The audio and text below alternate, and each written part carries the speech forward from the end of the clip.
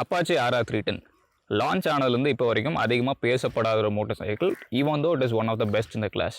And now இந்த BS6 பார்த்தோம் அப்படின்னா riding modes, ride by wire அப்படின்னு சொல்லிட்டு நிறைய ப்ரீமியம் ஃபீச்சர்ஸ் அண்ட் எலக்ட்ரானிக்ஸ் எல்லாம் கொண்டு வந்திருக்காங்க. ஸோ நம்ம கொடுக்குற ப்ரைஸுக்கு வர்த்தா, என்னென்ன பாசிட்டிவ்ஸ் என்னென்ன நெகட்டிவ்ஸ் எல்லாத்தையும் பார்ப்போம் வாங்க.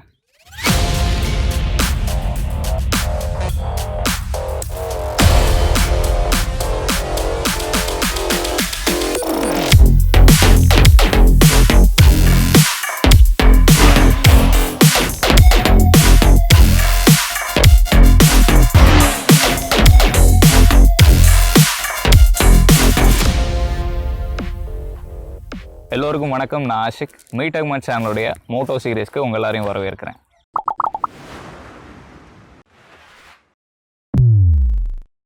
ஃபஸ்ட்டு டிசைன்லேருந்து வருவோம்.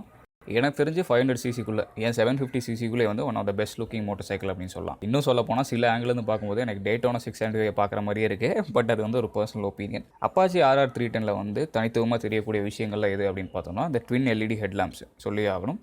அண்ட் அதை தவிர வந்து இந்த பின்னாடி இருக்கக்கூடிய டெவில் ஹார்ன் மாதிரி இருக்க அந்த டெயில் லேம்ப். இதை தவிர இன்னும் விஷயங்கள்லாம் என்ன சொல்லலான்னு பார்த்தீங்கன்னா இந்த கோல்டன் ஃபோக்ஸு, பெட்டல் டிஸ்கப், நிறைய ஸ்பெக்கின் போட்டிருக்க இந்த ஃப்ரேமு, இதெல்லாம் வந்து தனியாக வண்டியை வந்து எடுத்து காட்டக்கூடிய விஷயங்கள்.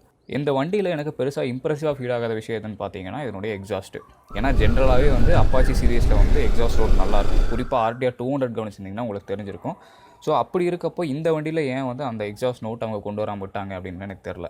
இது வந்து ஒரு பெரிய விஷயம் கிடையாது. ஏன்னா சவுண்டு வேணும் அப்படின்னு நினைக்கிறவங்க வந்து ஒரு ஆஃப்டர் மார்க்கெட் எக்ஸாஸ்ட் வாங்கி போயிட்டே இருக்கலாம். சவுண்டு வந்துடும் ஆட்டோமேட்டிக்காக. ஆனால் கம்பெனிலேருந்து வரும்போதே வந்து ஒரு லவுடாக ஒரு பேஸியான எக்ஸாஸ்ட் நோட்டோட வந்துருந்து அப்படின்னா இந்த வண்டிக்கு நல்லா செட் ஆகிருக்கும். சரி, இதெல்லாம் விட்டுருவோம். நம்ம வந்து இப்போ விஷயத்துக்கு வருவோம். அடுத்து முக்கியமாக நம்ம வந்து டிசைனில் கவனிக்க வேண்டிய விஷயம் என்னன்னு பார்த்தீங்கன்னா இதனுடைய கன்சோல். இதை வந்து டிசைனில் சேர்க்கறத விட இந்த வண்டியினுடைய ஃபீச்சர் சொல்லலாம். ஏன்னா பார்க்க பக்காவாக ஒரு ஃபோன் மாதிரியே இருக்குது. இப்போ பக்கத்தில் என் ஃபோனை வைக்கிறேன் பாருங்கள், அப்போ தெரியும் உங்களுக்கு நான் சொல்கிறது எந்தளவுக்கு கரெக்டாக இருக்குது அப்படிங்கிறது. இது பார்க்க மட்டும் பெருசாக இல்லை, பல இன்ஃபர்மேஷன் இதில் கொடுத்துருக்காங்க. So gear position indicator, tachometer, odometer, speedometer, fuel indicator, lap timer அப்படின்ட்டு பல இன்ஃபர்மேஷன் இதில் கொடுத்துருக்காங்க. அண்ட் அது மட்டும் இல்லாமல் ப்ளூடூத் கனெக்டிவிட்டியும் கொடுத்துருக்காங்க. ஸோ நம்ம ஆப்பை யூஸ் பண்ணி நேவிகேஷன் யூஸ் பண்ணிக்கலாம். ஃபர்ஸ்ட் இந்த டிஸ்பிளே பார்த்தபோது ஹரிசான்டலாக கொடுத்துருந்துருக்கலாமோ அப்படின்னு சொல்லிட்டு ஒரு சின்ன தாட் இருந்தது. அது ஏன் அப்படின்னு பார்த்தீங்கன்னா மோஸ்ட்லி எல்லா வண்டியிலையும் வந்து நம்ம ஹரிசான்டலாக பார்த்து பழகிறதுனால தான். பட் வெர்டிகலாக கொடுத்ததில் என்ன ஒரு அட்வான்டேஜ் அப்படின்னு பார்த்தீங்கன்னா எல்லா இன்ஃபர்மேஷனையும் 1 by 1 கொடுத்ததுனால நமக்கு ரன்னிங்கில் ரீட் பண்ணுறதுக்கு ரொம்ப ஹெல்ப்ஃபுல்லாக இருக்குது. ஸோ நமக்கு தேவையான இன்ஃபர்மேஷனை டக்குன்னு பார்த்துக்கலாம். நம்ம கான்சன்ட்ரேஷனும் வேறு எங்கேயும் மிஸ் ஆகாது. அண்ட் அது மட்டும் இல்லாமல் ஒவ்வொரு ரைடிங் மோடுக்கும் தகுந்த மாதிரி டிஸ்பிளினுடைய இன்டர்ஃபேஸும் மாறிக்கிட்டே இருக்கும். ஸோ இந்த வண்டியில் பார்த்தோம் அப்படின்னா மொத்தமாக 4 ரைடிங் மோட் கொடுத்துருக்காங்க. அர்பனு, ரெயினு, ஸ்போர்ட்டு, ட்ராக் அப்படின்ட்டு 4 மோட் கொடுத்துருக்காங்க.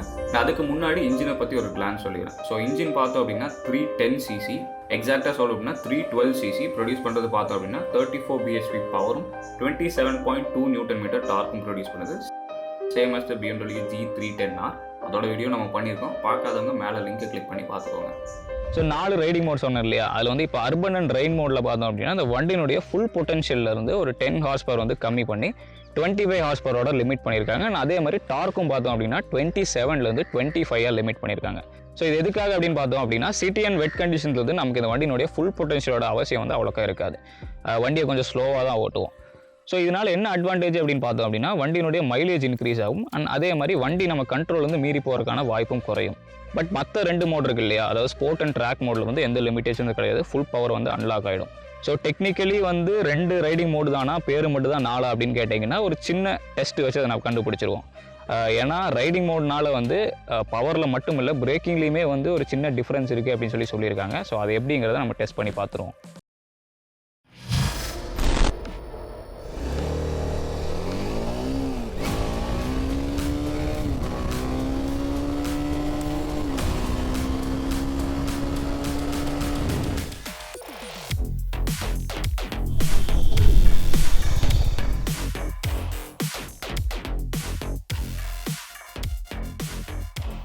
ஸோ இப்போ வந்து உங்களுக்கு ஒரு ஐடியா கிடச்சிருக்கும் அப்படின்னு நினைக்கிறேன். ஸோ இந்த ஒரு டிஃப்ரென்ஸை வந்து டிவிஎஸ்னால் எப்படி அச்சீவ் பண்ண முடியுது அப்படின்னு பார்த்தீங்கன்னா இந்த வண்டியில் வந்து நார்மல் கேபிள் த்ராட்டிலுக்கு பதிலாக எலக்ட்ரானிக் த்ராட்டில், அதாவது ரைட் பை வயர் யூஸ் பண்ணியிருக்காங்க. Fully controlled by electronic control unit. So இந்த ஒரு கண்ட்ரோல் யூனிட்டில் வந்து எல்லா ரைடிங் மோடையும் வந்து ப்ரோக்ராம் பண்ணி வச்சுருப்பாங்க. ஸோ நம்ம என்ன மோடை செலக்ட் பண்ணுறோமோ அதுக்கு தகுந்த மாதிரி இந்த கண்ட்ரோல் யூனிட் வந்து பவரை வந்து லிமிட் பண்ணி கொடுக்கும். அவ்வளோதான், சிம்பிள். இதெல்லாம் சரி, ஓகே. வண்டியை ஓட்டுற கம்ஃபர்ட் எப்படி இருக்குது அப்படின்னு சொல்லி கேட்டிங்க அப்படின்னா என்ன கேட்டால் இது வந்து ஃபுல் அண்ட் ஃபுல் ஒரு ஸ்போர்ட்ஸ் பைக்கு. இதை வந்து கம்ஃபர்ட் எதிர்பார்க்குறதே வந்து தப்பு.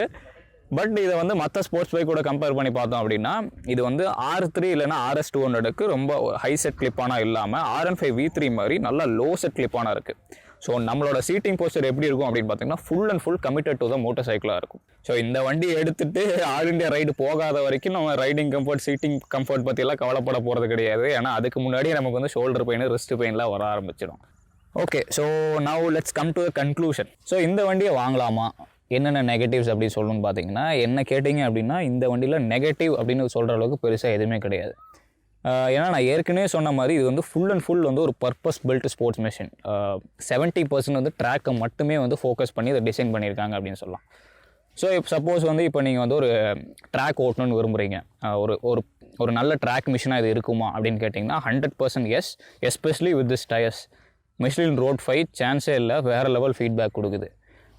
ஸோ ஒரு வேளை அப்படி இல்லை, இப்போ நீங்கள் வந்து ஒரு சின்ன வயசுலேருந்து ஒரு சூப்பர் பைக் ஓன் பண்ணும் அப்படிங்கிறது உங்களோட ஒரு ட்ரீம். ஸோ எடுத்தோடனே வந்து ஒரு 1000 cc ஜம்ப் ஆகாமல் ஒரு இனிஷியல் ஸ்டார்டிங் பாயிண்ட்டாக இருக்குமா, அப்படி இல்லை ஒரு 150 cc அடுத்த செக்மெண்ட்டுக்கு வந்து இப்போ நீங்கள் மூவ் ஆகுறீங்க, அப்கிரேட் பண்ணலாமா அப்படின்னு கேட்டால் இந்த வண்டியை வந்து தாராளமாக சூஸ் பண்ணலாம். ஏன்னா இந்த வண்டிக்கும் ஒரு நல்ல சூப்பர் பைக்கும் பார்த்திங்கன்னா நிறைய விஷயங்கள் வந்து ஒத்து போகுது. இது ரெண்டுமே இல்லை. சப்போஸ் இப்போ நீங்கள் வந்து நான் ஏன் ப்ரோ இப்போ வந்து RC390 எடுக்கக்கூடாது அப்படின்னு கேட்டீங்க அப்படின்னா, திங்க் அபவுட் திஸ்.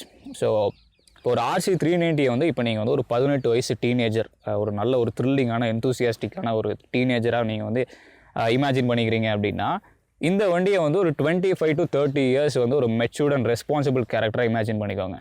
ஸோ என்ன சொல்ல வரேன் அப்படிங்கிறது நான் உங்களுக்கே புரிஞ்சிருக்கும் அப்படின்னு நினைக்கிறேன். ஸோ எந்த கேரக்டர் உங்களுக்கு மேட்ச் ஆகும் அப்படிங்கிறத பார்த்துட்டு அந்த வண்டியை நீங்கள் வந்து எடுத்துக்கோங்க. அண்ட் அது மட்டும் இல்லாமல் வந்துட்டு கரண்ட் ஜென்ரேஷன் RC390 வந்து இப்போ சேலில் கிடையாது, ப்ரொடக்ஷன் ஸ்டாப் பண்ணிட்டாங்க. அண்டு அப்கமிங் ஜென்ரேஷன் RC390 எப்படி இருக்குது அப்படிங்கிறத ஒரே ஒரு தடவை கூகுள் பண்ணி பார்த்தீங்கனாலே இந்த வண்டியை வந்து கண்ணை மூடிட்டு வாங்கிடுவீங்க. ஸோ அவ்வளோதான் இந்த வீடியோவில் நான் சொல்லணும்னு நினச்ச விஷயங்கள். உங்களுக்கு தேவையான எல்லா இன்ஃபர்மேஷன் சொல்லிட்டேன்னு நினைக்கிறேன். ஸோ இந்த வீடியோ பார்த்ததுக்கு நன்றி. அடுத்து இதே மாதிரி இன்னொரு வீடியோவோட மீண்டும் சந்திப்போம். பட் ஆக்ஷன்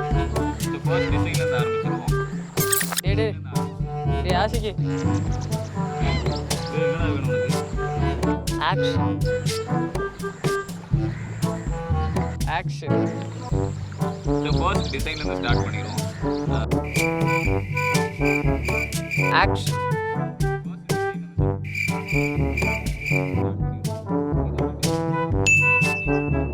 ஃபர்ஸ்ட் டிசைன்ல இருந்து ஸ்டார்ட் பண்ணிடுவோம். எனக்கு ஃபீல் அப்படி நல்லா வேணும் உனக்கு. இந்த ஆங்கிள் இருந்து பார்த்தாலும்